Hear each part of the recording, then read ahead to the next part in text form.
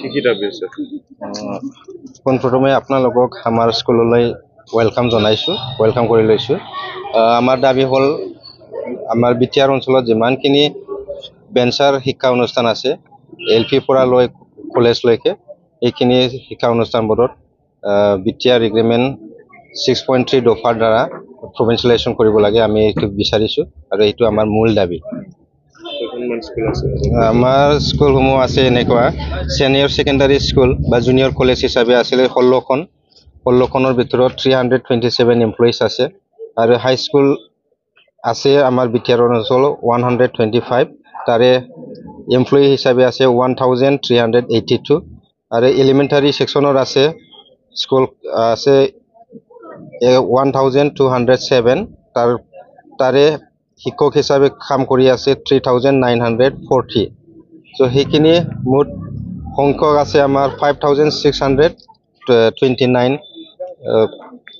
কৰ্ম কৰি আছে এইবোৰ বেঞ্চাৰ অনুষ্ঠানবোৰত। তো আমি বিচাৰিছোঁ যিমানখিনি আমাৰ শিক্ষক শিক্ষয়িত্ৰী হিচাপে বা নন টিচিঙত কাম কৰি আছে, যিমানখিনি বেঞ্চাৰ অনুষ্ঠানৰ কাম কৰি আছে এইবোৰ এমপ্লয়িজক অতি শীঘ্ৰে বিটিআৰ এগ্ৰিমেণ্ট 6.3 দ্বাৰা প্ৰভিঞ্চিয়েলাইজেশ্যন কৰিব লাগে, এইটো বিচাৰিছোঁ। এইকাৰণে আমি ফেন ডাউন কাৰ্যসূচীটো গ্ৰহণ কৰিব লগা হৈছে। আমি যোৱা 16 তাৰিখৰ পৰা অহা 20 তাৰিখ আগষ্টলৈকে লৈছোঁ। চৰকাৰে যদি এইটোৰ ভিতৰত একো পজিটিভ ৰেছপন্স নিদিয়ে আমি আগন্তুক দিনত আৰু ৰাজপথত ওলাই আহিবলৈ বাধ্য হ'ম। আৰু আমি ইতিমধ্যে এটা প্ৰগ্ৰাম ৰেডি কৰি ৰাখিছোঁ। 20 তাৰিখৰ পিছত যদি চৰকাৰে একো আমাক কাৰণে চিন্তা চৰ্চা নকৰে, আমি অহা 22 তাৰিখ আগষ্টত গুৱাহাটী চচলত এটা ডাঙৰ গণ আন্দোলন কৰিবলৈ সাজু হৈছে। চ' তাৰ আগত যদি চৰকাৰে আমাক কিবা পজিটিভ ৰেছপন্স দিয়ে আমি আমাৰ আন্দোলনবোৰ উঠাই ল'ম বুলি আমি ভাবি লৈছোঁ। কিন্তু আজিলৈকে যোৱাকালি প্ৰথম দিন গ'ল, আজি দ্বিতীয় দিন। এই দ্বিতীয় দিনতো একো ৰেছপন্স অহা নাই চৰকাৰৰ ফালৰ পৰা। বৰঞ্চ এইবাৰে ছাত্ৰসকলে কৈ আছে আমাক ক্লাছ লাগে, কিন্তু আমিও উপায় নোহোৱা হৈছে।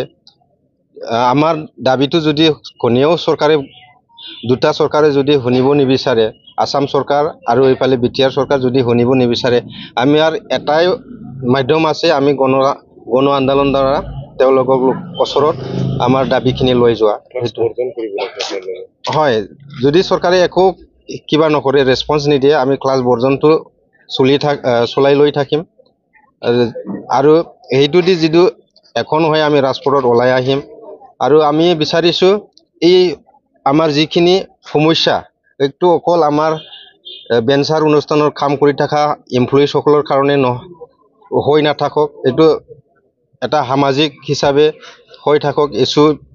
এই ইছ্যুটো সামাজিকভাৱে হৈ থকাটো আমি বিচাৰিছোঁ। কিয় আমি বিচাৰিছোঁ, আজি ষ্টুডেণ্টে ক্লাছ নোপোৱাৰ কাৰণে গাৰ্জেন ওচৰত যে ক'ব যে আমাৰ ক্লাছ হোৱা নাই, টিচাৰসকলে পেন ডাউন কৰি বহি আছে। হয়, আমি বহি আছোঁ, যোৱাকালিৰ পৰা বহি আছোঁ আৰু কালিও বহিম, অহাকালিও বহিম, ফুৰিও বহিম। 20 তাৰিখলৈকে আমি তেনেকুৱা ক্লাছ নকৰাকৈ বহি থাকিম। আৰু তেতিয়াহে আমাৰ যে সচেতন সমাজবোৰ ওলাই আহি পৰিব। আমি সেইখিনি বিচাৰিছোঁ।